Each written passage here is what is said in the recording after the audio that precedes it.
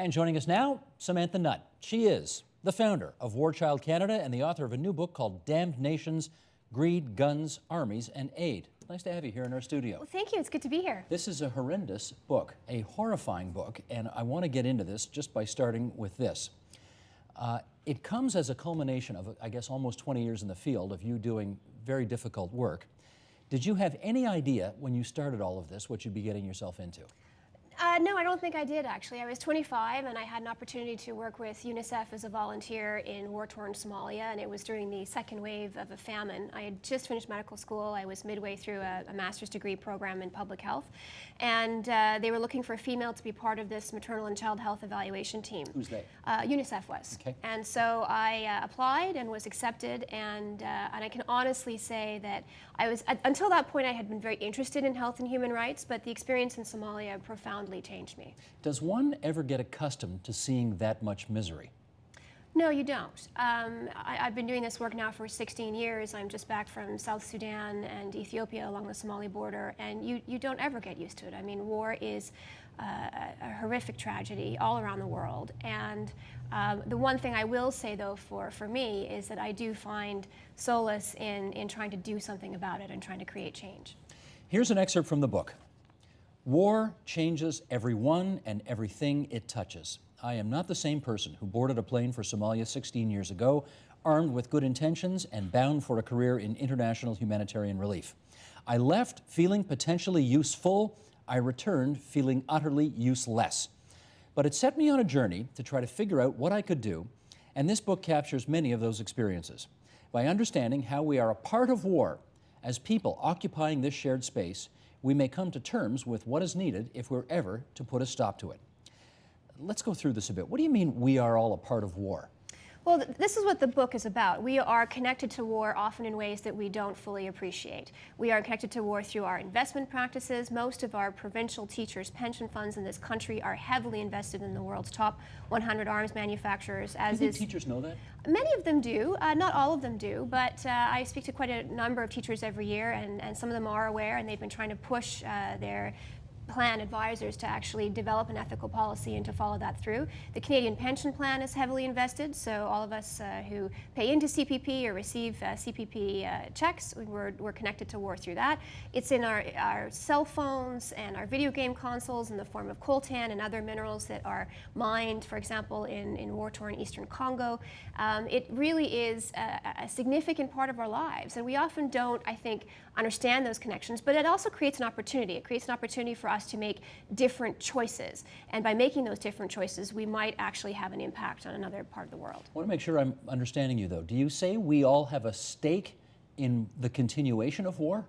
We are all connected to war, yes, absolutely. And whether that's, like I said, our conflict diamonds or our consumer practices or our investment practices or even the gasoline we put in our cars, there's an argument to be made that war is a part of all of us. But it sounds like you're saying we have a stake in seeing it continue. Is that what you're saying? I think that we are profiting. Yeah, we are profiting from war. And so, you know, I guess I would frame it a little bit differently, though. Instead of having a stake and seeing it continue, I think that we can make choices to divest from conflict. Can we actually stop war? That's a tough one. I think that, you know, in fact, people have reviewed the book and said, well, this is one of the fundamental questions is, can you stop war? I think you can curb war. I think you can curb civilian deaths in war, and you can do that by having a more responsible arms policy, by limiting the sale and transfer of small weapons internationally, things like landmines, cluster munitions as well, by making sure that we are behaving in a moral and a transparent fashion when it comes to our mining sector, for example, by investing in development programs on the ground that actually help to change the circumstances of people's lives. There are ways that we can reduce war and give peace the advantage. But I think that at this moment in time, to say that we can fully eliminate war, I think is wishful thinking. Steve Paikin from Harvard University was in that chair just a couple of weeks ago, and I talked to him about his book, which unfortunately is about 500 pages longer than yours is. But the basic point of his book was we are living in the most peaceful time in human history. Is he right about that? I think it depends on where you live. I think if you are living in Darfur, Sudan, you'd be hard-pressed to say that you're living in the most peaceful time in human history. Fair enough, but if you look at the whole globe. I think that there are ways in which we have made some progress, and he looks at it from a historical point of view. And so compared to, say, the Spanish Inquisition and the wars that we were seeing thousands of years ago, certainly we are, I think, in a more stable and secure place. But when you also consider the number of nuclear warheads in the world, and when you also consider the threat that that presents to all of us in terms of our overall well-being and our security, and when you look at acts of extreme violence and atrocities that are being committed still right now around the world, there are more than 26 countries that are currently experiencing war within their borders. I think that while we can say that we're making some progress, to then turn around and make the assumption that we are definitely migrating towards a less violent world, I think right now is a bit of a stretch. Let me ask you about a term that you use in this book, the militarization of aid. What does that mean?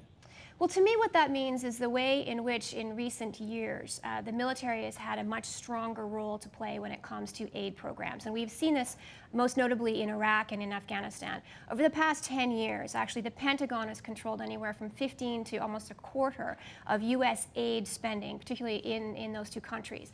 So what does that mean? Well, it means that we have soldiers involved and defense departments involved in reconstruction initiatives, in things like school reconstruction, mosque reconstruction, delivery of health services, food distributions. Is that bad? It can be, yeah, absolutely it can be, because one of the things that it does is it politicizes that which should never be political. The humanitarian movement needs to exist in a neutral humanitarian space in order to retain legitimacy, in order to have those close ties at the community level, and for people to actually feel and be able to access those services without feeling as if they're putting themselves or their families at risk. And it does, and we've seen this. There are more attacks on programs that are being done, aid programs being done by the military, than there are on traditional aid programs, which has huge implications for our soldiers, for civilians on those programs, and also for aid workers who are now being killed more frequently in the line of duty than ever before. Attacks are up by almost 200%. Okay, but why couldn't you make the converse argument, which is instead of having soldiers out there killing people, they're actually doing things that I think you would agree would be more constructive? Well, part of the problem, though, is that aid has become almost a blunt weapon system, and so it is almost used in a way to curry favor with certain groups that it might be more hostile to our intentions.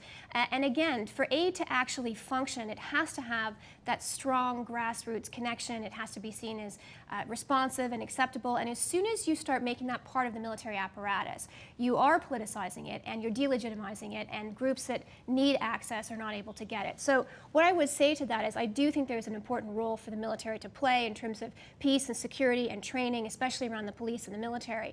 But when it starts to drift into these hearts and minds initiatives, there are real consequences to that, and we're seeing the impact.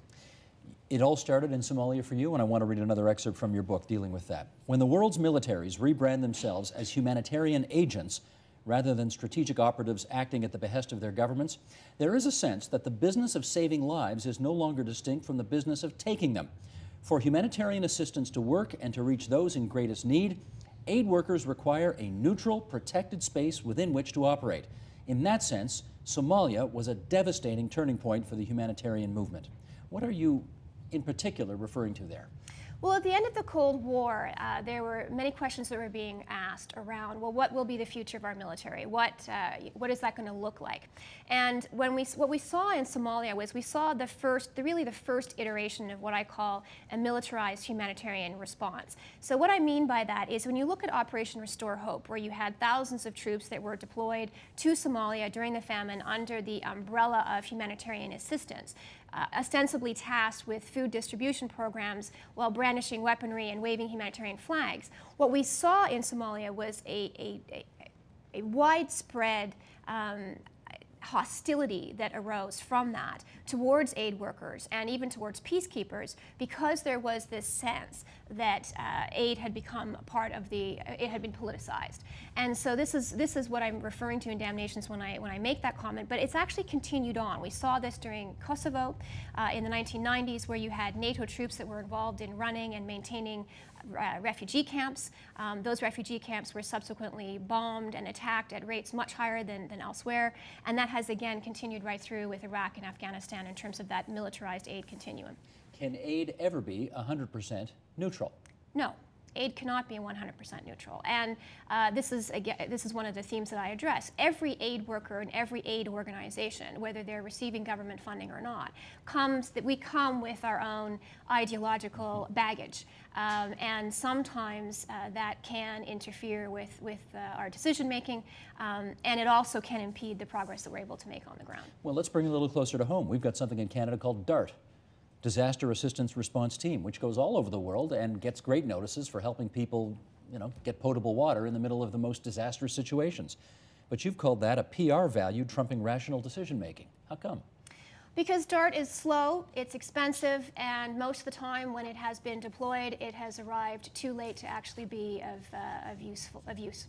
And when you compare that to the responsiveness of larger aid organizations such as the Red Cross or Doctors Without Borders, who are able to mobilize much more effectively, much more efficiently, and inexpensively, then we have to ask those hard questions. And it might make us feel good to see our troops working in this way, and it might be useful for the Canadian brand, but is it good, sound development and relief practices? And that's one of the things I take issue with. Well, let's do another one here. The U.S. Navy's response in 2004 to the Indian Ocean tsunami was, I think I remember at the time, pretty well received, particularly in Indonesia, that it may have actually transformed how people thought about the United States, and this is in an overwhelmingly Muslim country.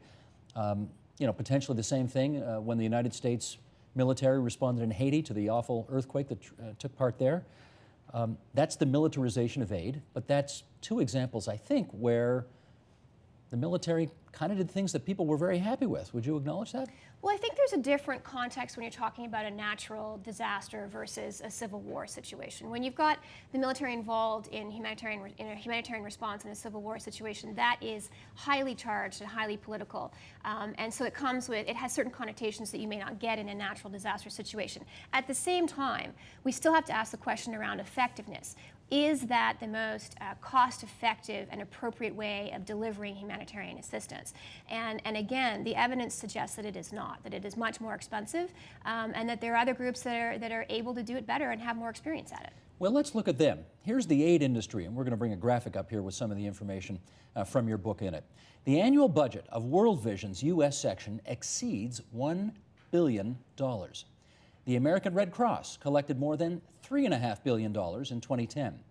The Canadian nonprofit sector is worth $80 billion. That's almost 8% of our GDP.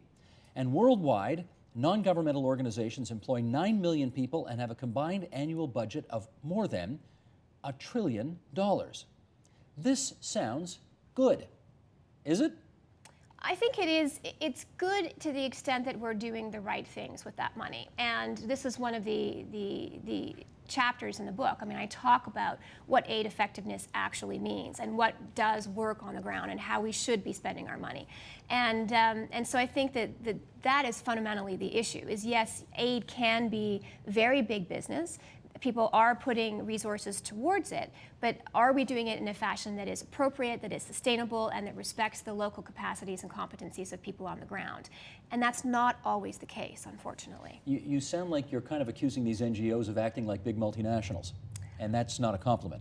Well, I think that, when you look at the competitive nature of the NGO structure, when you look at what happens in the wake of any kind of natural disaster and the intense jockeying for position that takes place and the tremendous amount of money that's put towards advertising in those situations so that each of those organizations actually brands that crisis and encourages people to give uniquely to them, then I do think that some of that behavior is intensely competitive and is more in line with a multinational company than with what the philosophy should be for the aid community.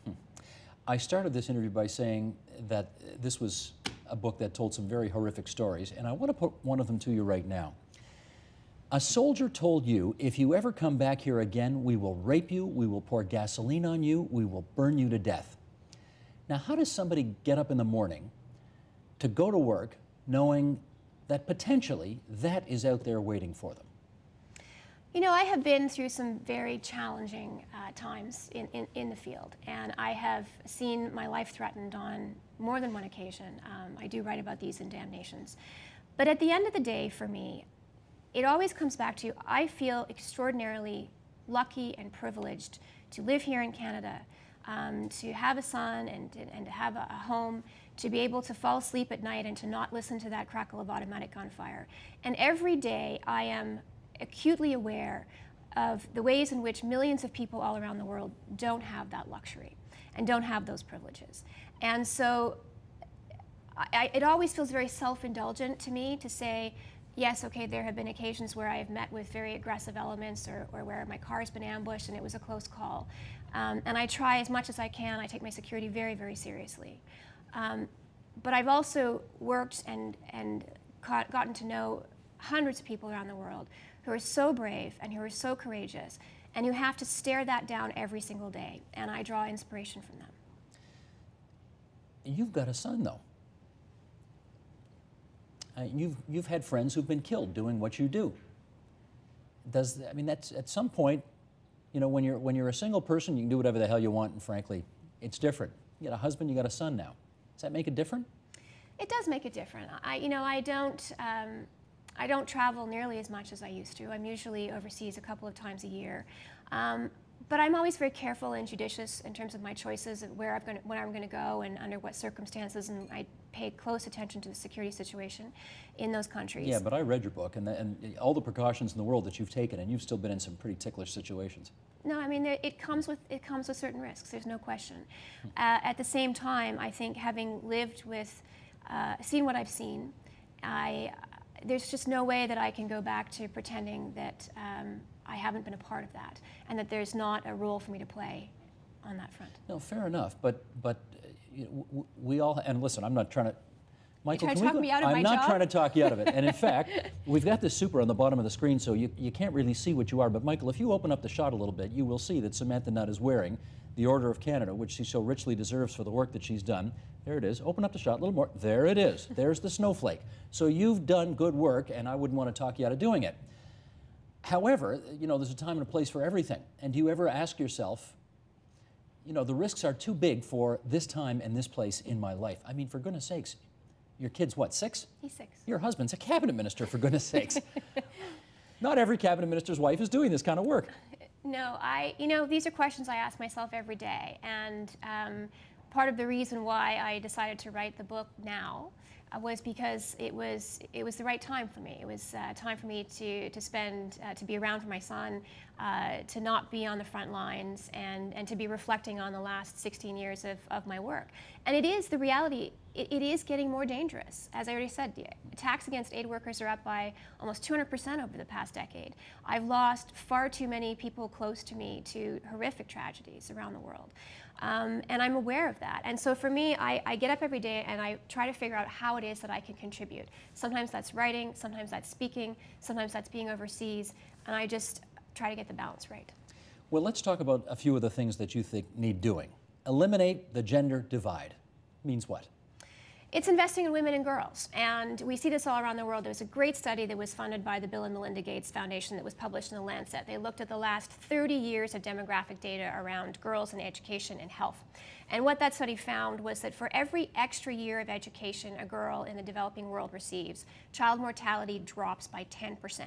So when we invest in women and girls, we are actually supporting the kind of sustainable change that will see people transition to, I believe, over time, much more peaceful and self-reliant societies. And I've seen the effect of really well-managed programs focusing on girls and women all around the world, places like Afghanistan, where War Child, for example, has been on the ground since 2003, working with the most impoverished women in Kabul and the surrounding areas through a local women's organization. Women and girls who were illiterate, who had no employment prospects, who were begging on the streets and literally starving, who through concerted effort and support are now fully literate, trained in their skills, providing for themselves. All their girls are in school, and we see them slowly inching forward. And we see them as well participating in those political processes that shape and determine their lives. And that can only be a good thing. So that's a really important one. I strongly believe in it, and certainly I've seen the impact of it. Number 2, the burden of poverty and unemployment. What do you want to say on that? If you look at countries at war, 60% of their population is under the age of 30. And if we are not creating economic opportunities for them, not investing in them, in their leadership, in their skills, we see this in Egypt, in Libya, and elsewhere, then that in and of itself is inherently destabilizing.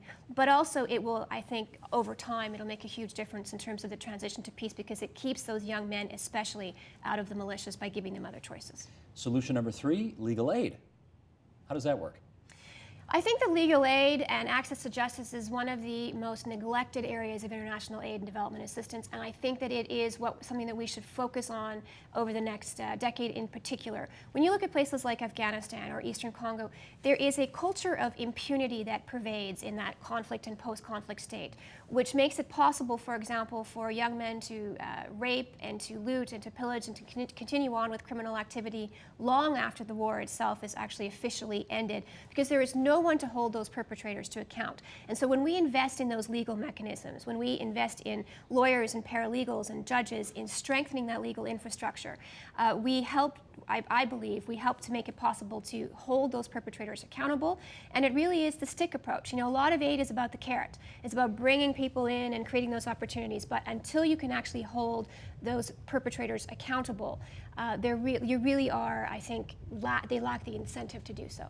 I have been reading some of the reviews of the book and some of the feedback online as well, and you're getting, I won't say hammered, hammered's too strong, but there are people who are criticizing this book because they say, I guess you're too idealistic. You can't, I mean, war's been with us forever, it will be with us forever. Sometimes it's good to have the military. Look at what happened in Libya.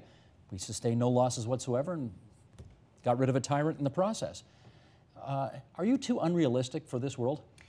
You know, that criticism I find kind of interesting, because at no point do I ever say in the book that I think that if we take these steps that we will eliminate war. What I'm talking about is actually reducing civilian deaths in war and creating or at least facilitating and supporting changes that will give civilians greater opportunity. And so I think that it's a huge assumption and a significant stretch to turn around and say, well, you know, she obviously clearly believes that we can A, end war, or B, that there are no just wars. And I don't ever say that, nor do I believe that that is the case. But I do think that we can make changes that will make a meaningful difference in the lives of civilians around the world, that we need to understand how we're connected to violence and atrocities and take steps to curb that. But again, you know, when you write a book that makes an argument, you're hoping to encourage debate and discussion. So the more people who disagree with me and who are debating and discussing, then to me that's a sign that I'm off to the right start. Are you still an idealist? I'm a pragmatist that has idealistic leanings. A pragmatist with idealistic leanings. Yeah, I believe that, you know, I really do believe in the importance of global citizenship, and I really do believe in the importance of humanitarian aid and humanitarian assistance and the human rights movement more generally. But I'm also realistic about how it is that we achieve some of those goals.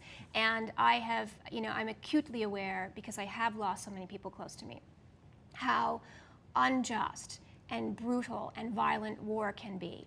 And so, you know, for me to be called naive or an idealist, I mean, to me, those are really empty criticisms, because I get up every day and I stare down those injustices.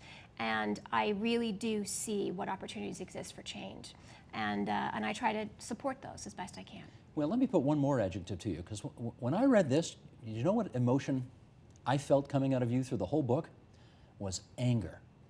And I know you a little bit. I've known you for a few years, and you know, every time I've had encounters with you, you seem like a very pleasant person. But I read a book that seemed to me to be written by a very angry person. Am I wrong in that? I'm not angry. I'm not angry. I think that, you know, I'm frustrated. There are things that make me frustrated.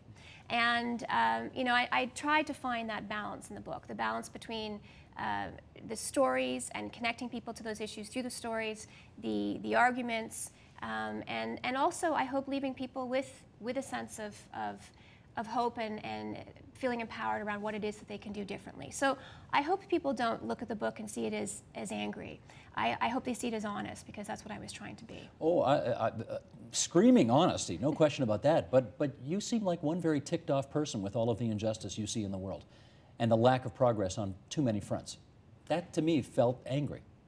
Well, and I think that that's a normal reaction. I think anyone who comes face to face with the horror of war and who sees just how horrific it is and how unjust it is can't help but feeling passionate about those experiences and wanting to do something about it. Damn nations, greed, guns, armies, and aid. Samantha Nutt, MD, OC. Thanks for coming in tonight. Thank you, Steve. Support Ontario's public television. Donate at tvo.org.